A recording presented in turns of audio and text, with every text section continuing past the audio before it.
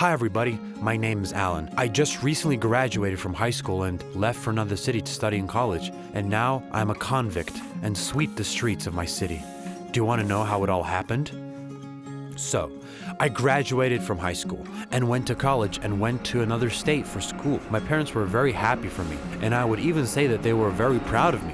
I really liked the new life apart from my parents. New friends, life in the dorms, but studying, no. I did not get it at all. Most of the time, I liked street racing. It was so cool and exciting.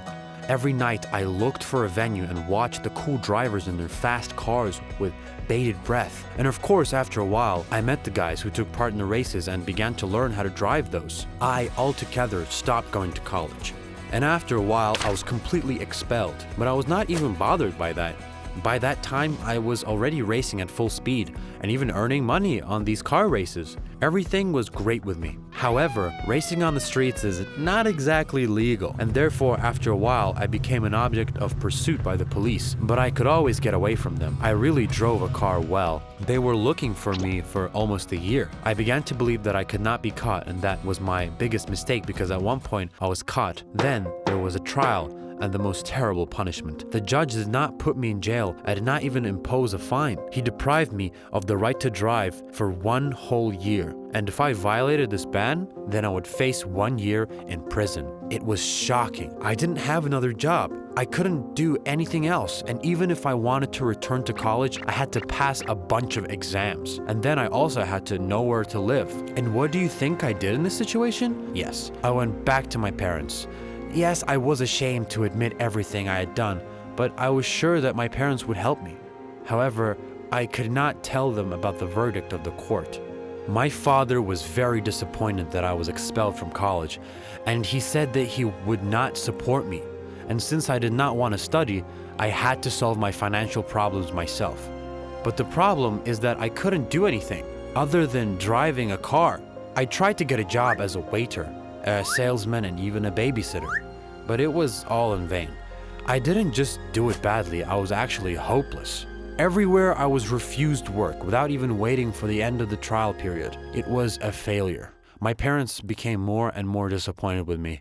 And then one day I went to the next interview.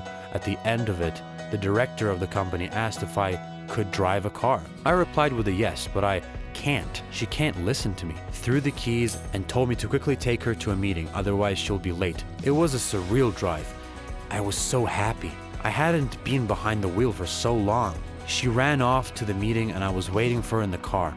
And after the meeting, she shook my hand and said that I was accepted as her personal driver. She also added that she had never traveled with such a great driver like me before. I wanted to tell her everything, but she told me the amount of salary that I would receive and immediately changed my mind. I was now in another state and was sure that no one would know anything. Every day, I just went to work in the best mood. I loved my car and this job was the best one for me. Half a year had passed unnoticeably. Nobody was looking for me. And there were no new obligations before the court, which meant that there were only 2 months left until the end of my sentence. I was sure that I would soon get my license and everything would be fine. We were on our way to meeting that day. There was a huge traffic jam ahead. We were slowly moving forward. When we approached closer, we saw an accident had occurred. The doctors carried the victim into an ambulance, closed the doors, and drove forward. Suddenly, the ambulance began to wag and then completely drove towards the fence. All the cars began to drive away. The ambulance stopped abruptly. The doctor jumped out. The nurse began to call for help. They needed a driver who could quickly drive in a car. My boss sent me. She said that no one in the city drives a car better than me and that only I can quickly take everyone to the hospital. To be honest, at that moment, I did not think about the consequences. I did not think about myself. Although, maybe it was then when I needed to think about it. Do you think it was necessary to refuse? Or would you do the right thing and drive the ambulance? Generally speaking, I did not have time to think. I ran to the doctors and found out that the ambulance driver got sick and now he also needs to be urgently taken to the hospital, and they needed a driver who knew the city well and could quickly deliver everyone to the destination. I said that I would help, and off we went. It was my fastest ride. Even during the street racing days, I didn't go that fast. The ambulance car had a flashing light. All the drivers, as soon as they saw us, dispersed to the sides and made way for us. We got to the hospital very quickly, where doctors were already waiting for us. It was only at that moment that I realized that now I would have to talk to the police. What do you think? Maybe it was worth running away and moving to another state again? And yes, of course, the police came. They started taking evidence from me, looked me up on the database and found out that I had a ban on driving issued by court. Of course, the officer had put handcuffs on me and took me to the police station. Now I was threatened with a second trial and imprisonment for 1 year. I understood that I had broken the law, but I could not refuse to help people, or could I?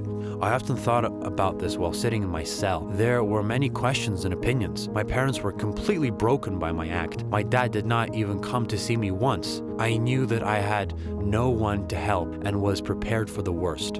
On the day of the trial, I did not even expect to see my relatives, and this was the most terrible punishment for me. When I entered the courtroom, I was shocked. What do you think I saw there, Mom? Dad, friends, the boss? Yes, and yes again. And also a crowd of other people whom I did not know, but among them was the ambulance driver with his family, the doctor, the nurse, the patient who was being transported in the ambulance, who was also with his family. I was just amazed. Where did so many people come from? Why are these people here?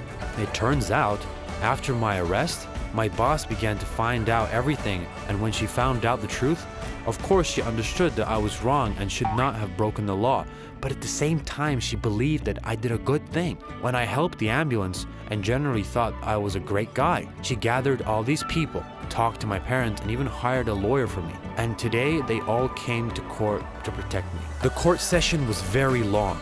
The prosecution even called witnesses from my past case, but all these people assured the court that I was a good guy who could save several lives. It seems to me that the decisive moment was the testimony of my father. He said that he felt guilty for my wrongdoing and was even ready to bear punishment with me because he was so angry with me that he did not even want to help me at first, which forced me to break the law and go to work as a personal driver. I was very grateful to him for that. After such words, I was not even afraid to go to jail. The jury deliberated for a long time, and in the end, the verdict was announced to me. I was sentenced to 3 months of correctional labor in the city. It was a victory! The court took into account all the circumstances, my good behavior, my participation in saving people, as well as all the testimony, and came to the conclusion that imprisonment could harm me, and cleaning the streets of the city I will do more good. Only I violated the last sentence, so I was assigned an additional 6 months without the right to drive a car. I was, of course, upset, but decided that I would definitely cope having such a great support this time around.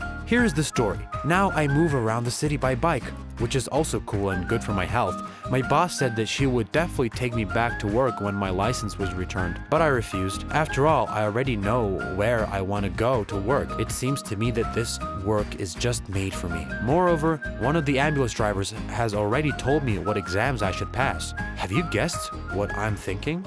Write your opinions in the comments.